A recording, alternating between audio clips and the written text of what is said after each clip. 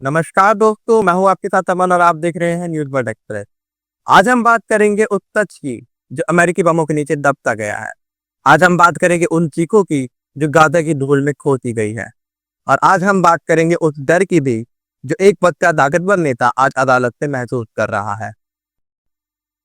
Iran के सर्वोच्च नेता आयतुल्ला अली खामेनी सामने आए, मगर किसी जनसभा में नहीं, किसी गुप्त बंकर से। खामेनी ने साफ कहा, हमने अमेरिका के चेहरे पर तमाचा मारा है। उन्होंने कहा, अगर दोबारा हिमाकत की तो ईरान की मिसाइलें तैयार हैं। अमेरिकी ठिकाने हमारे लोकेशन पे है और इजराइल अमेरिकी मिलिट्री बेस हमारे निशाने पर है। ملت ایران ملت بزرگی است. ایران کشور قوی و پهناوری است. ایران دارای वीडियो फुटेज की बात करें तो कई वीडियो सामने आए हैं जहां दिख रहा है कि तेल अवीव के पास इजरायली इंटेलिजेंस बेस ग्रिलॉट 8200 पर हमला हुआ। मिसाइलों के धुएं, धमाकों और भगदड़ की तस्वीरें बताती हैं कि यह सिर्फ बयान नहीं था, बल्कि ये एक कार्यवाही थी। अब जरा ट्रंप साहब के बयानों पर नजर डालते हैं। एक तरफ वो कहते हैं, मैं ईरान को मिटा दूंगा। दूसरी तरफ कहते हैं, अब उन्हें देश खड़ा करने के लिए पैसे चाहिए तो उन्हें तेल बेचने दो। पहले B2 बंकर ब्लास्टर्स भेजे, दावा किया 3 परमाणु ठिकानों को तबाह कर दिया गया है। अब कहते हैं नुकसान से उभरने दीजिए। सवाल यह है कि जब तेल ही बेचना था तो 600 लोगों को क्यों मरवाया गया? इतने सारे मिसाइल अटैक्स क्यों किए गए? अपने ही गुप्तचर विभाग की रिपोर्ट्स को क्यों झुटलाया गया? ट्रंप की ये कंफ्यूजन असल में अमेरिकी राजनीति की बौखलाहट बनती जा रही है, जहां राष्ट्रपति के बयानों से ज्यादा उनकी चुनावी इरादे ज्यादा मायने रखने लगे हैं। Tonight, I can report to the world that the strikes were a spectacular military success. Iran's key nuclear enrichment facilities have been completely and totally obliterated. Iran, the bully of the Middle East, must now make peace. If they do not, future attacks will be far greater and a lot easier. अब असल बात पर आते हैं, आखिर ये जंग है क्या? क्या ये इजराइल की तरफ से अपना क्षेत्रीय वर्चस्व बढ़ाने की कोई नई कोशिश है? क्या ये अमेरिकी हथियारों की बिक्री बढ़ाने की एक नई कोशिश है? क्या ये ट्रंप का चुनावी चेहरा चमकाने की कोशिश है? या फिर क्या ये नेतन्याहू की अदालतों से बचने की नई कोशिश है? अब जरा नेतन्याहू पे चल रहे मुकदमों की बात करते हैं। पहला केस गिफ्ट अफेयर का है। नेतन्याहू और उनकी पत्नी को $1,92,000 के तोहफे मिले, जिन्हें 2 बिजनेस टाइकून्स ने दिया था। दूसरा केस फेवरेबल कवरेज का है। मीडिया हाउस को पक्ष में कवरेज देने के बदले सरकारी लाभ। तीसरा केस रेगुलेटरी फेवर का है। टेलीकॉम कंपनियों को राहत, बदले में नेतन्याहू को फाइनेंशियल प्रॉफिट दिया जा रहा था।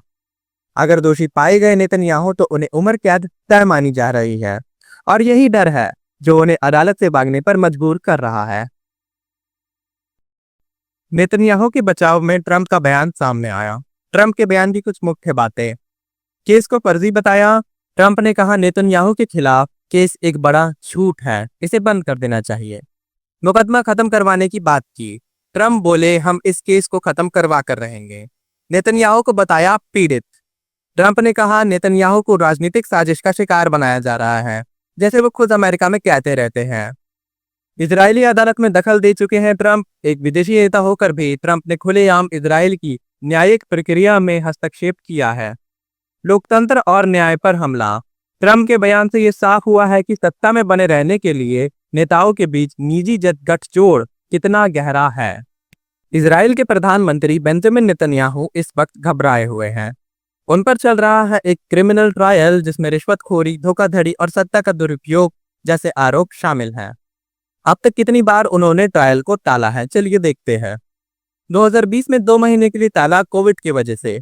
2021 में 2 हफ्ते के लिए ऑपरेशन की वजह से।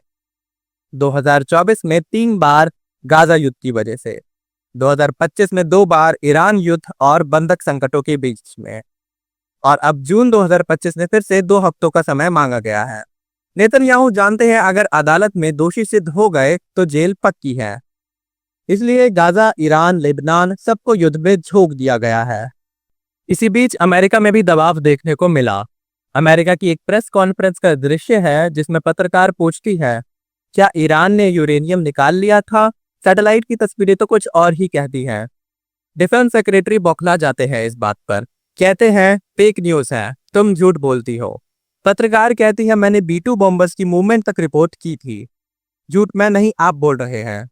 ये वही अमेरिका है दोस्तों जो अभिव्यक्ति की आजादी का दावा करता है और पत्रकार के सवाल पूछने पे गुस्से में आ Because जाता है। you, and I mean specifically you, the press, specifically you, the press corps, because you cheer against Trump so hard. It's like in your DNA and in your blood to cheer against Trump. Because you want him not to be successful so bad, you have to cheer against the efficacy of these strikes. You have to hope maybe they weren't effective. Maybe the way the Trump administration has represented them isn't true. So let's take half-truths, spun information, leaked information, and then spin it. Spin it in every way we can to try to cause doubt and manipulate the public mind over whether or not our brave pilots were successful. There are so many aspects of what our brave men and women did that because of the hatred of this press corps are undermined because people are trying. तो यहाँ सवाल ये उठता है कि अब क्या होगा? क्या नेतन्याहू अदालत से बच जाएंगे? क्या ट्रंप ईरान को दुश्मन से दोस्त बना लेंगे? या फिर ये सब एक बड़ा नाटक है जिसकी स्क्रिप्ट पहले ही लिखी जा चुकी है? बहरहाल हमारा काम है सवाल पूछना, सवाल पूछते रहिए, क्योंकि अगर आप सवाल नहीं पूछेंगे तो जवाब हमेशा झूठ ही मिलेगा। इसी के साथ आप देख रहे थे न्यूज़ वर्ल्ड एक्सप्रेस। मैं हूं अमन। जय हिंद दोस्तों।